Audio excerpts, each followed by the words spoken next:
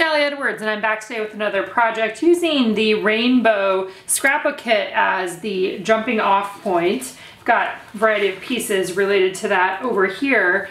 A lot of times when I get a kit like this that has lots of different individual pieces, I'm not always going to use all of it together, right? The idea behind this, especially with these scrapbook kits where we have used themes that are pretty universal, the idea is we are giving you a variety of supplies and patterns and things that you can incorporate into different kinds of projects, right? The projects that you might want to be working on. And so as I was looking at the stories that I know that I want to get told in my own life, one of them is the story of family dinner.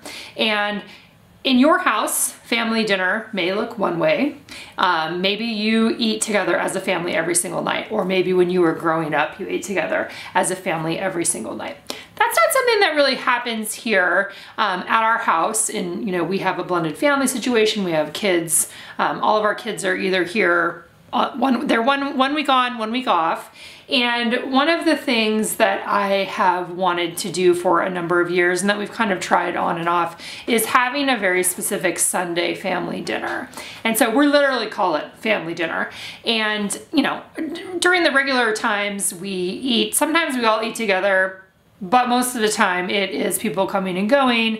These are all, teenagers, and lots of different activities and a variety of things. So we often eat in shifts, or some people eat and then other people come and eat, or people make their own, and lots of different things like that. But I've really been wanting and feeling that desire to have us all come together at least once during the time when the kids are here. So we've established Sunday nights for that. And so I want to talk a little bit about that. And what I'm going to do here with my story is I have a picture that I printed out. Actually, before I talk about that, let's talk about something else. So the first thing that I pulled out is this pattern paper. So this is a 12 by 12 pattern paper from the Rainbow kit. These are single-sided patterns. Love this. The other thing that I have here on my table, a lot of times when I come to work on a page or tell a story, I look and see like, what's on my table? What's something that could be used to support the story? And one of the things that I have here, this is from the Begin story kit. It's the last 6 by 8 pattern paper that I have left from that. And this says beginnings and the story of how this whole thing began. And as I was thinking about telling the story of family dinner, I felt like this could definitely work as a support for this story, to talk a little bit about it. So what I did then, actually a couple things. I did print out a photo that's going to be used on here, and this photo will be a flip up photo, because then I wrote up a story, my story here, and the story is going to be pasted or adhered to the back and then on here. So this will flip up like that. The other thing that I thought about doing before I printed this photo out, and this is a photo that's imperfect, like, people, it was in the middle of dinner sort of situation. I also thought about cutting this part out, the beginnings part, and I could have laid that on top of something else that could have been the flip up portion, but I decided to go with this. And then the idea is that I'm going to pair this pattern paper, or this paper from that kit, with this pattern paper. And as I was counting some things out here, I noticed that I can do family dinner, FAMILYDINNER, and I got super excited because it fit in those things. So I'm looking at, got some alphabet stickers here. So these are some past ones that we've offered, and there's a black version, and I think I probably have a white version, but I might use these ones. I'm thinking of how, thinking that I want to add those on here, and I gonna kind of play around with that. The other thing that I pulled out here is the March Stories by the Month kit. It had these really cute wood veneer with an outline colored tags, but it also has this one that just says, "The story has my heart." So I'm kind of thinking about incorporating that in there in some way or another. At least that's what I have that sitting on there right now. March Stories by the Month kit, super cute. So what I need to do is I need to cut this out, and you can see right here, like I'm kind of thinking, I need to decide which part am I gonna leave on there. Do I want it to be more in the middle so that when the page is actually cut, we see it like that? And then I could put ILYDINNER. So maybe then that would be, using more of those. So kind of trying to figure out which are the colors that I want to have included on here, and we'll see if we can make this whole thing a reality. All right, so first step with this one was trimming out that stripe or the grid pattern paper. I love this pattern paper. I actually wish that I had more sheets of it, and I think that I will probably end up using those extra pieces in something else in the future. I love grids, and so having grid pattern paper always makes me super happy. All right, so now I have 2 pages, right, that are 7 inches wide by 8 1/4 tall, and you can see how I was counting out the squares there. The other thing that I did for this one is set up my journaling, and so that was done. I used Illustrator for that. You can do it in a variety of different programs. I made it the same size as my photo, and then I did it in 2 blocks. The idea here being that one block will be adhered underneath the photo, and then the other one is going to be adhered down onto that beginnings pattern paper, and then I'll be able to do a flip up just like that. Again, working outside of the page protector, creating flip ups is definitely something that I enjoy doing, and so you'll see a little bit more about that in a minute here. So again, counting out the family dinner, I grabbed these multicolored chipboard alphas. These were from our Storytelling Basics collection that were released, I think, I don't know, it's probably 2 years ago now. We do still have some of these in the shop, so if you like chipboard letter stickers like this, or if you like the way that these look on top of this pattern paper, we do have those available. So I'm putting family dinner, but as you will see here in a minute, I actually end up pulling all of these off. I like the way it looks, and it wasn't really a problem with how it looked. I just discovered that it could say Sunday family dinner, and with Sunday family dinner, I could also have spaces in between or blocks in between the words to be able to add a couple embellishments on there. And just overall, I liked that solution better. So at this point in the process, I didn't know that. So I'm going ahead and I'm just sticking them down because that's what you do when you're working on a project, right? At a certain point, you just have to stick things down. So you're going to see that I do end up pulling these up. I was a little worried about that at first. I wasn't sure if it was going to actually rip the paper. You know, sometimes when you're pulling stickers up off the back of the page, it can rip the paper. In this case, what you'll see is it kind of just made some distressed looking spots around some of the alpha stickers there, the chipboard alpha stickers. And then I think it looks fine. Even in the pictures, I think it looks fine. I was happy with how it turned out. But I love the idea of using those blocks for whatever sort of title you wanted to put in there. Obviously, you might not be telling a story about family dinner, but whatever your title is going to be, you can play around with adding stamps or chipboard stickers or regular alpha stickers. Lots of different things can go on there to create a title, or even just like a few words that go along with the story that you are wanting to tell. All right, so next up here, I wanted to round the corners. The beginnings part on that pattern paper had rounded corners, and so I wanted to maintain that look with my photo. I'm also doing it with the journaling underneath there. So all 3 of those, the photo and my 2 pages of journaling, are all getting corner rounded. And then I knew that I was probably going to use some washi tape to create that flip up. Again, I'm using red line tape right now for all of my adhesive because I've been ordering the wrong adhesive refills, or Amazon has been telling me it's the right one, but it's been the wrong one. So if you see me using red line tape way more than you've ever seen me use it before, that's why, and I'm waiting for some more of those adhesive refills to come in. But just a good reminder that red line tape works great for this kind of stuff too. So I'm adhering the top part of the journaling onto the back of the photo. That will be the portion that flips up, and then I will be adhering that onto the back or onto that beginnings pattern paper. And here's where I'm starting to be like, I wonder what happens if I pull all of these off. Will it be okay? Will it be able to will it not wreck the pattern paper? And like I said, you can definitely see it a little bit. It just kind of becomes a little more distressed looking. I'm going to go for that. I'm going to go for that as the answer, because I still really I love this idea, and I like how it looked overall, and I think it's a great, a really fun example for people to see. And so when you're working with your own kit or your own pattern papers, maybe you will think about it a little bit more before you stick them down than I did plan it out a little more in advance. So, but like I said, I love how it turned out. And so I was able to do Sunday with a blank square, and then family with a blank square, and then dinner.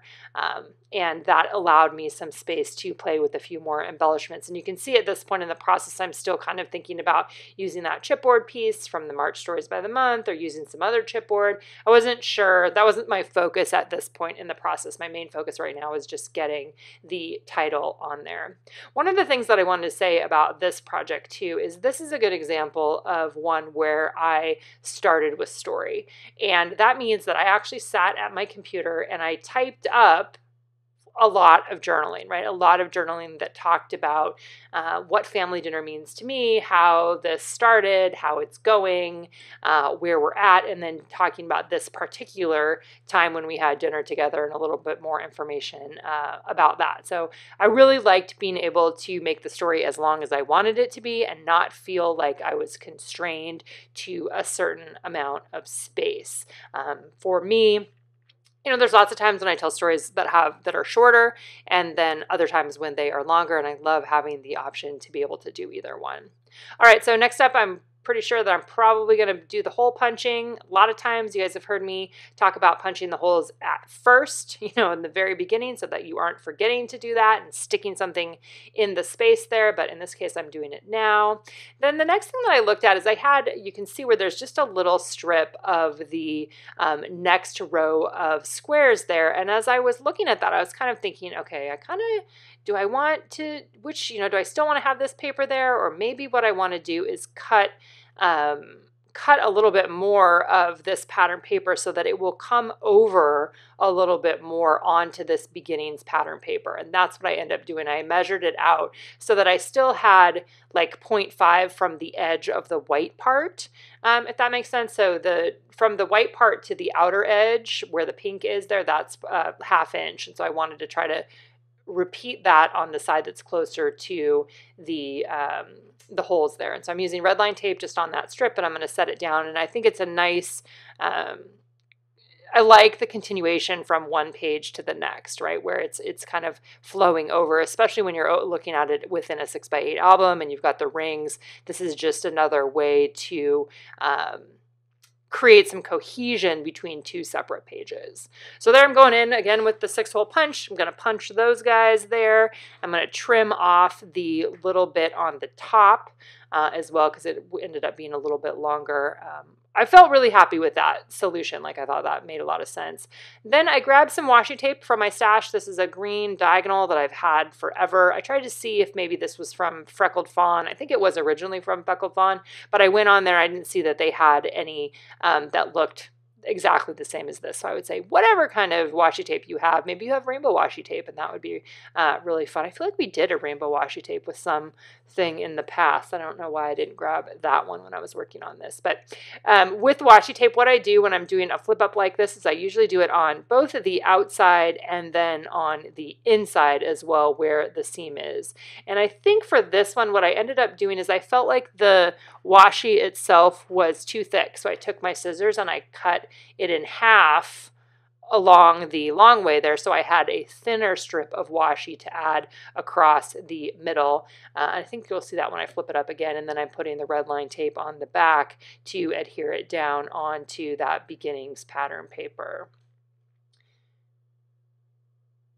All right, and then I'm pulling it off. Oh, I have the red part of the red line tape is all over on my floor. I keep finding those pieces, and they stick to things. They get a little staticky, and they end up sticking there. So the next part of my process here was deciding what embellishment did I want to use. I'm a big fan of doing a visual triangle of embellishments, and this gave me an awesome opportunity to be able to do that. So the first things that I tested on here, and any of these would have worked just fine. The first one that I did were these stars. These were actually from the Star Scrapbook Kit. So if you were a Scrapbook Kit subscriber last year, you had these felt stars. These came with that star kit. These would have worked great. totally would have been just fine. I wanted to just look a little bit more in my embellishment stashes. I've been storing a lot of embellishments in these plastic bins. They're like embroidery floss bins, and they have been great for chipboard pieces. I did all of the separating of my chipboard in there. Now I have one that's just hearts because I have a lot of heart embellishments, and I can see them a lot easier inside of these containers. So you can see there, just kind of playing around with the idea of maybe I would use some felt hearts. These are from a variety of different past kits that I've just combined them together into one place. So those would have been super cute. It's really kind of just depending on what you might have in your stash, what you might want to add on there. Those were from maybe the Heart Story kit. I'm not sure.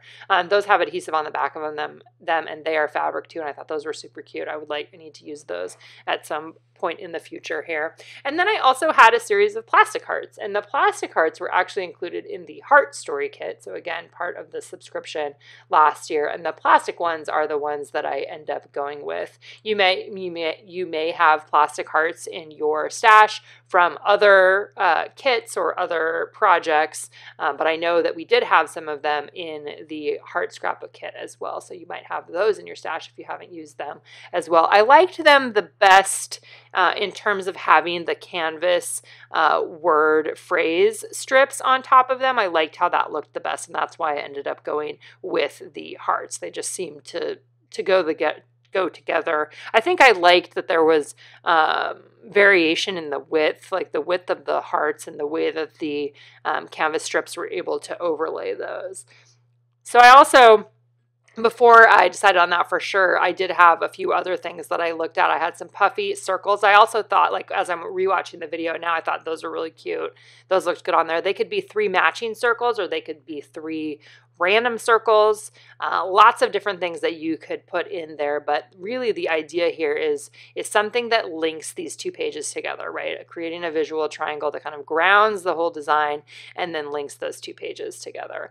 So what I did with these is I decided to staple them. So I'm using the tiny attacher to just staple them on top. And then I end up using some very small, let's see, what are they? They are glue dots is actually what I ended up using for my adhesive. At first I thought maybe I would be able to use some foam dots or some foam squares, which is something else I like to use quite a bit, but I only wanted it to be behind the canvas strip there, and when I had the foam adhesive, it just was not going to be able to hold it up in a straight way. That doesn't make any sense. I didn't want to put it behind the transparent part of the hearts, I guess is what I'm saying. So mini glue dots worked well for that. You can see this is where I tried the foam things, but it's like it didn't sit right. It needed another piece on there, and I didn't want to put another piece on there. So the small glue dots worked really well for that. I'm actually just pulling out all my old adhesive.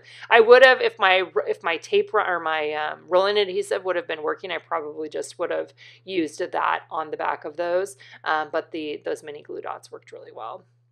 All right, so then as I was wrapping up this one, you did see one of the other things I was going to say is I did use scissors to trim the canvas a little bit, make it a little less tall, I guess. It had a little bit of extra canvas along the bottom, and I wanted them to be a little bit more uniform. So that was one of the things that I did a couple minutes ago with my scissors there.